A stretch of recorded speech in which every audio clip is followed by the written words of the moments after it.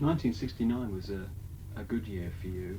It was the time of the second album, Stand Up, which went to number one, and also you got a number, you got a top five single, Living in the Past. Yeah, well, the stand-up album was number one in Britain. I don't know how many copies it sold. I mean, probably not that many because album sales back then were not particularly great.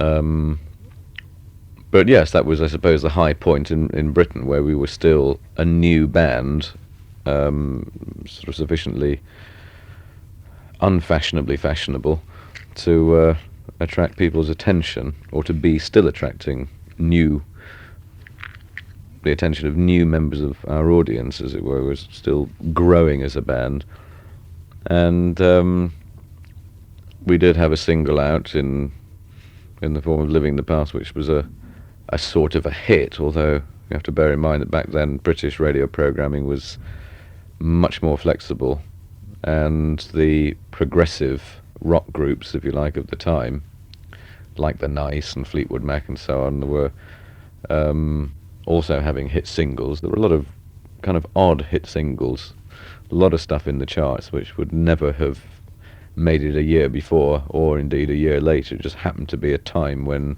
that slightly more progressive approach was finding favour, and actually getting exposure on Top of the Pops and the British commercial, well, not commercial radio, but commercially oriented radio, the sort of equivalent of AM programming. But it only happened for a short period of time. Obviously we took advantage of it, not by having just that one song, but by having 3 or 4 or 5 top 10 singles, if you like. But again, they probably didn't sell very many copies. It was just they happened to be in the right place at the right time and were sufficiently popular for 2 or 3 weeks to sell to our legion of fans and actually get in the charts. But it was an interesting time. It was a good time for music altogether. A good time for a lot of bands who came in at that particular moment when things were right. A lot of people took advantage of it. A lot of people got their start around then. A lot of bands who, incidentally, I don't think could get arrested if they were trying to start today, because today is a whole different thing. As it was a few years prior to that period in '69, I mean, the whole music scene was totally different, and it does change in this sort of rather cyclic fashion. So, you probably have to wait sort of 10, 20 years or something before things come your way again. I don't know. You mentioned a minute ago that you seem to be the person in the band that was best able to talk with management figures.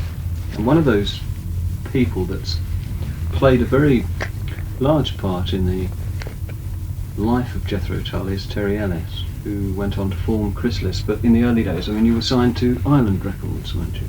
Chrysalis didn't exist then. No, we were signed to Island Records as a record company. Well, Terry Ellis, who was of the 2 management figures, Chris Wright being the other one, Terry being the one that was more connected with the group on a day-to-day basis, and really of the 2 was our working manager, was very influential in those early days. I think Terry saw himself as a bit of a Brian Epstein. I mean, he was looking for a group to manage as much as we were looking for a manager, and it was a very fruitful relationship for a number of years. I mean, arguably still is, although Terry's role is that of president or whatever I don't know what title he happens to hold, but I mean, the boss of Chrysalis Records, one way or another. No, that wouldn't be president, would it? It would be some other sort of even loftier title these days. Anyway, Supremo. yeah. So, yes, I mean, Terry was an important part. He was a guiding figure, but I think the best thing about that relationship was that Terry was also finding his feet in the music business. It was as much an exploring sort of a thing for him as it was for us as musicians. So he was finding his way around the business and learning about management, learning about the record business, just as we were learning about being musicians and playing concerts and making records and so on. So it was a mutually beneficial period, and I'm sure Chrysalis would be the first to admit, or at least Terry and Chris would be the first to admit, that Jethro Tull was an important part of building up Chrysalis in the early days, since obviously a lot of cash flow was generated by Jethro Tull from 69 through 72, in the period when Chrysalis was becoming, first of all, a record label, then a record company in its own right. And it was all very, it was a good, useful time on both sides, really. But that's the... ultimately, the artist and the record company, I think, have got to fight. There's no point in having a sort of cosy, smug relationship. You've got to actually have a bit of a battle now and then. Animosity. Well, not exactly animosity. I think there's always got to be that kind of pressure from both sides.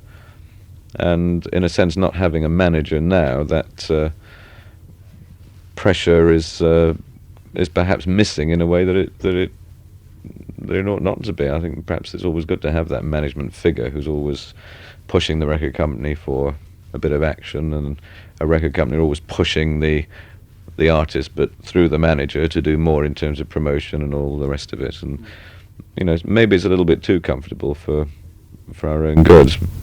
Back to 1969 now, with the album doing very well and the single, you embark on a series of sell-out concerts, and one of the things that occurs to Jethro Tull, and particularly you, Ian, is that you start to develop your character, the costumes, the poses, and the very stylised way in which you crossed your leg, one on the other, to play your flute. Very much a development of your appearance, and what was to become the image for a lot of people of Jethro Tull. Well, the problem with having any kind of an image is that you're very much aware when people start writing about it that you've got this kind of a rather fixed pose on stage. In my case, a real one, since I was unfortunately described as a flamingo on speed and these other sort of rather excessive terms. It becomes very self-conscious, and there was a point where I actively tried to get away from it because I didn't want to be either stereotyped with that image or particularly laughed at, as I felt was likely to be the case, because it was a little bit too humorous and lightweight, the whole idea. But since the whole nature of the image and that stage persona that people saw in me, the whole nature of that was that it was a fairly natural thing. It wasn't something I had to sit down and choreograph or work at. It was just, me behaving, albeit in an extrovert fashion, but in still a fairly natural one. It was the way I just tended to behave. Finally, I suppose I came back to utilising some of that imagery eventually, and album cover designs and all the rest of it. I've had to be conscious of it and had to learn to live with it. It's not a very easy thing to live with, because having lived with it for 13, 14 years or whatever it is now, it's obviously one of the prime things that a critic will pounce on and say, he's still doing the same thing, and that's somehow not good, to be doing the same thing. So it can be a problem having such a defined image in people's mind, especially since it's just a very easy image to latch onto. I think there's always been a lot more to Jethro Tull than, sort of fell in the middle, standing on one leg playing the flute. I mean, it's always seemed to me to be the most, unnecessary part of the whole affair, really. Nonetheless, I do it.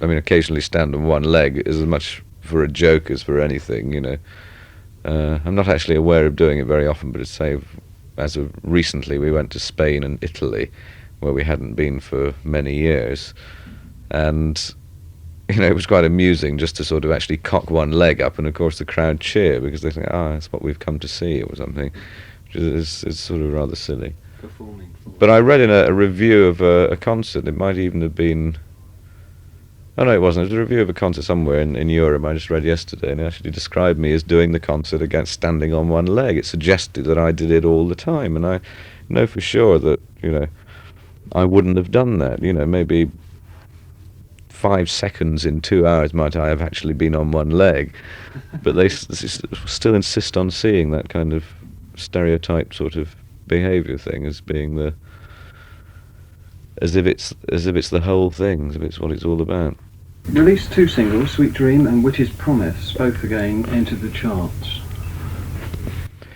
Well, Sweet Dream and Witch's Promise, I think, were both into the charts in Britain, but I mean, we didn't have any chart success in America really until 1970-ish. In fact, with the next album, which was Benefit, was it not? God, I can't remember. Which was a strange sort of record, really. It was kind of marking time between doing our first American tour and sort of stock taking, I suppose, really, before going on from there. It was a rather odd period. But I think by then we'd actually established some sort of a reputation as a small live act in America.